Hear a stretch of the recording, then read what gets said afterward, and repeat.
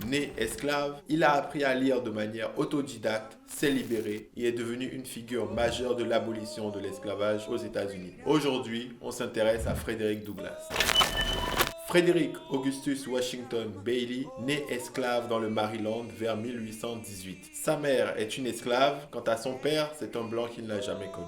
Jeune, il subit la violence de l'esclavage et assiste régulièrement à des séances de châtiment corporel qui le marqueront pour toujours. Adolescent, au mépris de la loi qui interdisait aux esclaves d'apprendre à lire, sa propriétaire lui apprend l'alphabet. Conscient que la connaissance est un outil d'émancipation, le propriétaire stoppe alors l'apprentissage du jeune Frédéric et suscitera en lui une envie de toujours apprendre pour se libérer. Le 3 septembre 1838, il s'évade et arrive à New York où l'esclavage est aboli depuis 1827. Là-bas, il racontera son histoire dans des conventions anti-esclavagistes. Orateur puissant, il prendra le nom de Frederick Douglass car il se sait recherché. En 1845, il écrit et publie sa biographie, un récit de la vie de Frederick Douglass, un esclave américain. Ce récit le propulse à l'avant-garde du mouvement abolitionniste américain. Il réussit à sensibiliser une partie de l'opinion publique sur les conditions de vie des esclaves dans les plantations. Par la suite, il voyage en Angleterre où il continuera de dénoncer l'esclavage. Et grâce à l'aide de philanthropes, il réussit à racheter sa liberté le 16 décembre 1846. À son retour aux États-Unis, Frederick Douglass crée son propre journal qu'il nomme le North Star,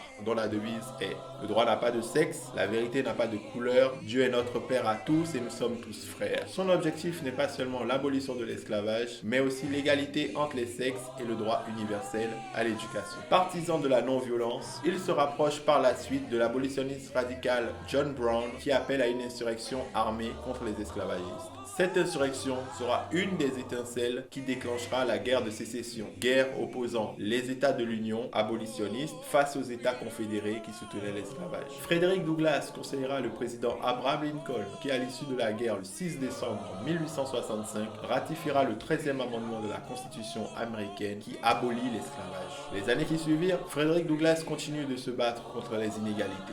Il disait qu'aucun homme ne pouvait passer de chaîne aux chevilles de son prochain sans en trouver l'extrémité à son propre cou. Il s'éteindra le 20 février 1895.